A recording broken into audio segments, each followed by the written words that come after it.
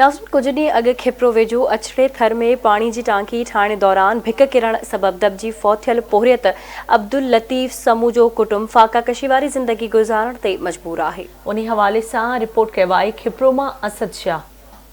ही खिपरो का अंदाज़न 80 किलोमीटर जे मुफ़ासिले ते उमरकोट ज़िले जे छोर शहर वेझो खिपरो तालके जे हद में ईंदड़ अछड़ो थर जे ॻोठ ॾोॾार वासी पोरियत अब्दुल लतीफ़ समूह जा मासूम बच्चा आहिनि। हू हर वक़्तु पंहिंजे बाबा जे ओसियड़े में हूंदा आहिनि त हू कॾहिं थो घर मोटे, पर हाणे हू उन जॻह ते पहुची चुको आहे जितां केर बि वापसि नाहे वरियो। अब्दुल लतीफ़ समूह अछड़े थर जे भिटुनि में मज़दूरी ते पीअण जो पाणी गॾु करण जा टांका ठाहे पंहिंजे कुटुंब जो पेट पालींदो हो। हू कुछ ॾींहं अॻु अछड़े थर जे इलाइक़े मलूक जो तड़ में टांको ठाहे रहियो हो त वारीअ जी भिक किरण सबबि हू दॿिजी वियो। इलाइक़े वासियुनि पारां खोटाई जी कोशिश त घणई कई वई, पर कच्ची वारी हुअण करे 3 कलाक जो डिघो वक़्तु लॻण करे हू फौत थी वियो। अचानक टांको अची वियो, दॿिजी वेठे खोटंदो वियो मज़दूरी ख़ातिर। जीअं बच्चा पालंदो उन टांके मज़दूरी ते टांको ॿपिरियो।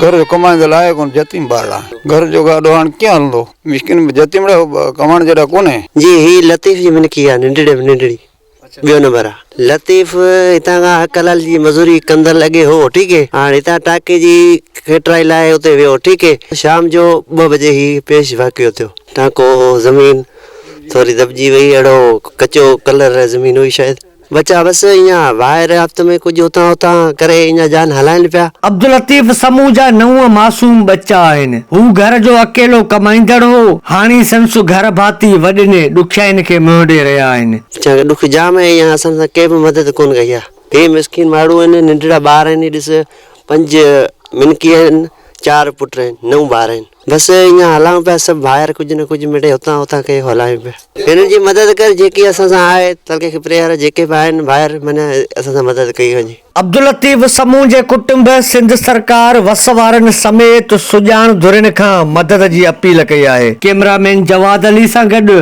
असद शाह, आवाज़ न्यूज़, अछड़ो थर, खिपरो।